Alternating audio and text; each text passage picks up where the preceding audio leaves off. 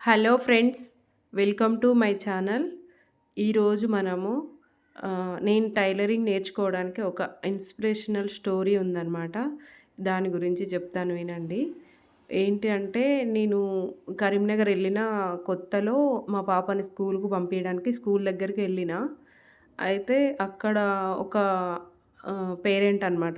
ఇద్దరు అమ్మాయిలు. అమ్మాయిని స్కూల్ పంపించి మరి ఎందుకొచ్చిందో తెలీదు. లంచ్ బాక్స్ తీసుకొచ్చిందో ఎందుకొచ్చిందో తెలీదు గానీ, వచ్చింది స్కూల్ దగ్గర కూర్చొని ఏడుస్తుందనమాట. అయితే నేను అడిగిన, "ఏం జరిగిందండి? నేనే పిల్లలకేమన్నా అయిందో ఏంటో అని నాకేం తెలీదు గదా! అప్పుడే నేను ఇంక అసలు సిటీ చూడడమే కొత్త. కొంచెం పేరెంట్స్‌ని వదిలిపెట్టి అంత దూరంలో ఉండడం గూడా అప్పుడే అనమాట. నాకంత తెలీదు. అయితే నేను అడిగిన, "ఏం జరిగిందండి? ఏంటి? ఎందుకు ఏడుస్తున్నారు? పిల్లలకేమన్నా అయిందా ఏంటి?" అని అడిగిన.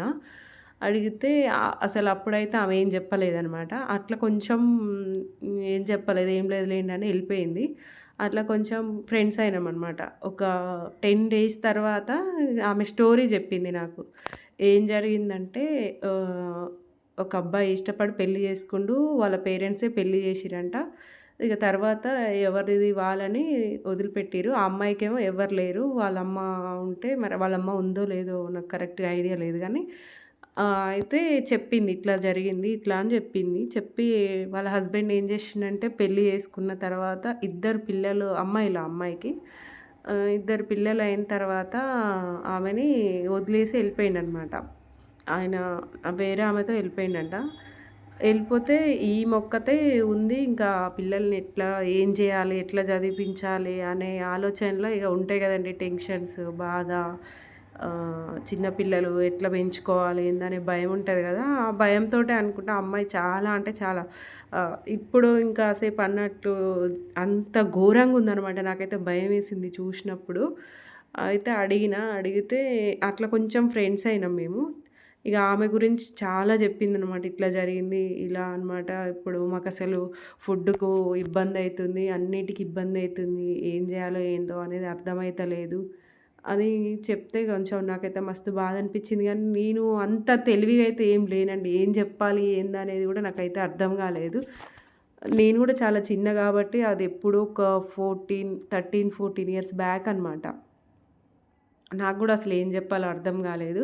అయితే నాకు పాప గదా! స్టిచ్చింగ్ నేర్చుకోవాలి. స్టిచ్చింగ్ నేర్చుకుంటే నావి కుట్టుకోవచ్చు, నా పాపయి కుట్టొచ్చు.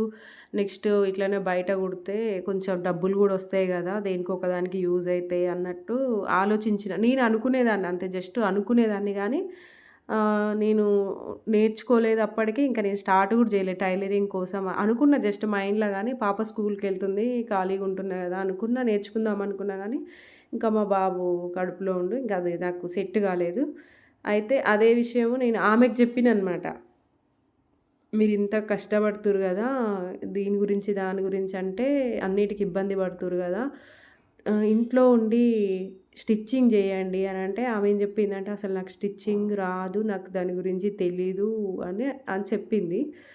చెప్తే నేనేం జెప్పినా అంటే, "నేర్చుకోండి ఒక దగ్గర. ఎక్కడో ఒక దగ్గర నేర్చుకోండి. నేర్చుకుంటే మనకి అవసరమైతుంది గదా!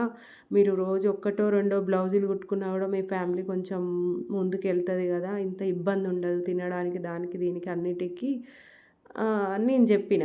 చెప్పినప్పుడు ఆమె ఆలోచించింది. ఆలోచించి అన్నది, "నాకు టైలరింగ్ నేర్చుకుంటానికి గూడా అంత అమౌంట్ లేదు. నాకు రు 1500 ఏదో రెంట్ కట్టేది. చిన్న చిన్న ఇంట్లో పనులు చేస్తుందంట. 2, 3 ఇండ్లల్లో పనులు చేస్తున్నా. నాకు రెంట్‌కి, పిల్లలకు తిండికి, ఆటికి, ఈటికి స్కూల్ ఫీజులకి సరిపోతున్నాయి" అని జెప్పింది. అయితే ఇగ నేను అప్పుడు ఆలోచించి ఏం జేసినా అంటే టైలరింగ్ నేర్చుకోవడానికి అసలు ఎంతైతది? ఏంటి? ఒకసారి మీరు కనుక్కోండి. ఆలోచిద్దాం అప్పుడు ఏంటి అనేది అని నేను జెప్పిననమాట.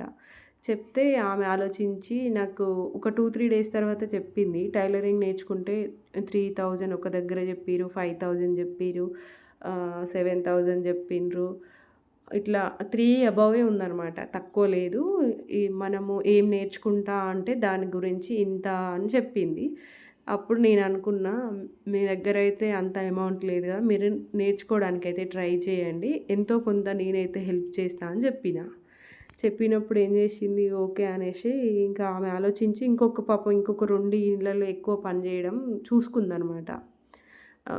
నేను హెల్ప్ చేసే అంత కూడా లేదనమాట. మేము గూడా అప్పుడే కొత్తగా స్టార్ట్ చేసినాం. మాకు గూడా బ్యాక్‌గ్రౌండ్ ఇంకా ఏమీ లేదనమాట. జస్ట్ అంటే ఈ ఇంకా కొంచెం తక్కువ శాలరీ తోటే ఉన్నాం అప్పుడు. కొత్తగా మేము సిటీకి వెళ్ళినాం గాబట్టి, ఒక పాప ఇగ మాకు సరిపోయేంతయితే మాకుంది గానీ, ఎక్స్‌ట్రా ఇచ్చే అంత లేదనమాట. అంటే అంత ఘోరంగా ఏం లేదు గానీ, ఉన్న దాంట్లో ప్రశాంతంగా మంచిగానే ఉంది మాదైతే. నేను జెప్పిన ఒక 2000 అయితే నేను హెల్ప్ చేస్తా అని జెప్పిన. చెప్పి ఇంకా మా సార్‌కి చెప్పేసి మంచిగా ఆ 2000 తీసుకుపోయి అమ్మాయికి ఇచ్చేసిన. ఇచ్చేసి నేర్చుకుంది. నాకు తెలుసు ఆమె నేర్చుకుంటుంది. నేను గూడా 2, 3 సార్లు వెళ్ళినా గానీ నేను నేర్చుకోవడానికి ట్రై చేయలే. ఎందుకంటే నేను ప్రెగ్నెన్సీతో ఉన్నా. మనకిప్పుడు వద్దులే. ఇక నా టైలరింగ్‌ది ఏదో ఒక పెద్ద గొడవే ఉందనమాట. అది రేపటి ఎప్పుడన్నా చెప్తా అనమాట వీడియోలో. అదొక పెద్ద లొల్లే ఉంది. నేర్చుకుంది. మంచిగా నేర్చుకొని బ్లౌజులు గూడా కుట్టడం స్టార్ట్ చేసింది. నేను గూడా ఒక 2, 3 కుట్టించుకున్నా ఆమె దగ్గర. మస్తు కుడతది. మంచిగా కుట్టడం అయితే నేర్చుకుంది. ఏదైనా ఉండాలండి పట్టుదల. ఇప్పుడేంటంటే అంతా వదిలేసిపోయినా ఇద్దరు పిల్లల్ని పెట్టుకొని స్కూల్ ఫీజులు కట్టుకుంటూ, వాళ్ళకి తిండి తిప్పలు చూసుకుంటూ లైఫ్ మంచిగా ముందుకు తీసుకెళ్తుందంటే మనం అప్పుడు ఏం అర్థం చేసుకోవాలి. ఎట్లాంటి కష్టాలున్నా, ఏమున్నా గూడా ముందుకు ఎట్లా ఎళ్ళాలనేదైతే మనం ఆలోచిస్తాం గానీ మనకసలు రాదనమాట. అన్ని టెన్షన్‌ల మధ్యలో మనకసలు ఆలోచన అనేది రాదు. వచ్చినా దాన్ని ఎట్లా ముందుకు తీసుకెళ్ళాలనేది అస్సలకే రాదు.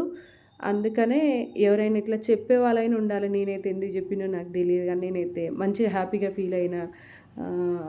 నాకసలు ఇలాంటి ఆలోచన ఎట్లొచ్చింది, నేను ఎందుకు చెప్పినా ఏందనేదైతే మస్తు హ్యాపీగా ఫీల్ అయినా. అట్లా టైలరింగ్ నేర్చుకుంది. కానీ పిల్లల్ని మంచిగా చదివిపిస్తుంది. మస్తు ఫేమస్ పెద్ద టైలర్ అయిందనమాట. తను కూడా హైదరాబాద్‌లోనే ఉంటుంది. నేము అవన్నీ అయితే వద్దండి. ఎందుకంటే ఇప్పుడు కొంచెం మంచి పొజిషన్‌లో ఉంది గదా! ఫీల్ అయితది చెప్తే.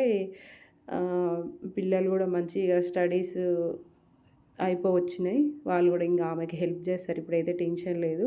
ఎవరైనా ఇట్లాంటి పరిస్థితిలో ఉన్నవాళ్ళైనా ఇంట్లో కొంచెం తక్కువ అమౌంట్ లేకుండా ఉంటారు గదా! వాళ్ళు గూడా ఏంటంటే ఏదో ఒకటి జేయాలండి. ఖాళీగా అసలు కూర్చోవద్దు. ఖాళీగా కూసుంటే ఏం రాదసలు. మెంటల్ టెన్షన్స్ తప్ప ఏముండవు. ఎవరికి ఏది ఇంట్రెస్ట్ ఉంటే అది జేయండి. నెక్స్టు పరిస్థితులు ఎప్పుడు ఎట్లా ఉంటాయి, ఎప్పుడు ఒకేలాగా ఉంటామనేది అస్సలు అనుకోవద్దు. ఒకసారి మంచిగా బతికిన వాళ్ళు గూడా లాస్ట్‌కు ఘోరమైపోతుంది పరిస్థితి. అట్లా అనేసి ఇంట్లో ఇద్దరు పని చేస్తేనే ఇప్పుడు నడుస్తుంది. ఇంకా అందుకనే ఏదో ఒకటైతే నేర్చుకోండి. అసలు ఖాళీగా ఉండకండి. ఇంట్లో ఉండి చేసేవైనా, బయటికెళ్ళి చేసేవైనా ఎవరు పాజిబిలిటీని బట్టి వాళ్ళనమాట. జాబ్ చేసే అంతా ఉంటే జాబ్ అయినా చేయండి గానీ అసలు ఖాళీగా ఉండకండి. నేను ఆ స్టోరీ ఆమె స్టోరీ తర్వాత నేను ఒక 1 వీక్ విన్న తర్వాత ఒక 1 వీక్ అయితే నాకు భయమేసింది. అసలు నిద్ర గూడా సరిగా రాలేదు. నాకేదో టెన్షన్ ఉందనమాట. ఎందుకంటే పరిస్థితులు ఎప్పుడు ఒకలాగా ఉండవు. నెక్స్టు మనం గూడా ఏదో ఒకటి చెయ్యాలి. చేసి ఏదో ఒక పని నేర్చుకుంటే ఎట్లాంటి చాలా మందికి చాలా ప్రాబ్లమ్స్ ఉంటాయి. ఎట్లాంటి పరిస్థితులైనా మనము ఇట్లాంటిది ఏదో ఒకటి నేర్చుకున్నామనుకోండి మనకు ఉపయోగపడుతుంది.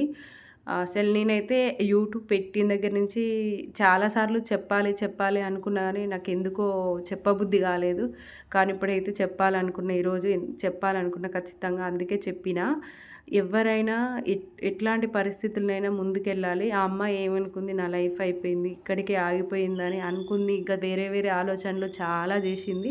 అసలు ఎంత గ్రేట్ అంటే అట్లాంటి ఆలోచనల నుంచి అన్నిటి నుంచి బయటపడి వాళ్ళ హస్బెండ్‌ని మర్చిపోయి, పిల్లల్ని చక్కగా చూసుకుంటూ, ఇంట్లో మంచిగా మిషన్ కుట్టుకుంటూ మంచి గిరాకీలొచ్చినాయి మంచిగా ఆమెకు గూడా. అసలు దేవుడు ఆ విషయంలో మంచిగా సహకరించిండు. ఆహ్, మంచిగా స్టిచ్చింగ్ చేసింది. అందుకనే నేనేం చెప్తున్నా అంటే కొన్ని చూసిన తర్వాత భయమేస్తుంటదనమాట. ఎప్పుడు ఎట్లుంటాము ఏందనేది ఎవ్వరికి అర్థం కాదు. ఇలాంటి పరిస్థితులలోనే మనకెవరో ఒకళ్ళు చెప్పేవాళ్ళున్నా కూడా మంచిగా అనిపిస్తది. ఖాళీగా అయితే అస్సలు ఉండొద్దండి. ఎవ్వరికి ఏ వర్క్ ఇంట్రెస్ట్ ఉంటే ఆ వర్క్ నేర్చుకోండి. అది మనకు ఖచ్చితంగా ఉపయోగపడుతుంది. ఎట్లాంటి పరిస్థితుల్లో అయినా ఉపయోగపడుతుంది. అందుకే కరోనాలో అయితే నేను ఏది ఖాళీగా ఉండనండి. నేను ఆన్‌లైన్ బిజినెస్ చేసిన, స్టిచ్చింగ్ నేర్చుకున్నా, యాంవే బిజినెస్ చేసిన, ఏదో ఒకటైతే చేసా గానీ నేను అస్సలు ఖాళీగా అయితే అసలుకే ఉండను. నేను గూడా ఆమెను జూషిన తర్వాతనే కొన్ని విషయాలలో భయపడి నేను గూడా స్టిచ్చింగ్ నేర్చుకోవాలనుకున్నా. కానీ నా స్టిచ్చింగ్ విషయాలు ఏదో పెద్ద యుద్ధాలే జరిగినాయి మా ఇంట్లో. ఆ యుద్ధాల గురించి ఒకరోజు స్టోరీ చెప్తా నేను. ఏం జరిగింది, నేను అసలు ఎట్లా నేర్చుకున్నా అనేది. కానీ ఖాళీగా అయితే ఉండకండి. అసలు ఆ అమ్మాయి అయితే ఇప్పుడు ఒక రేంజ్‌లో ఉందనమాట.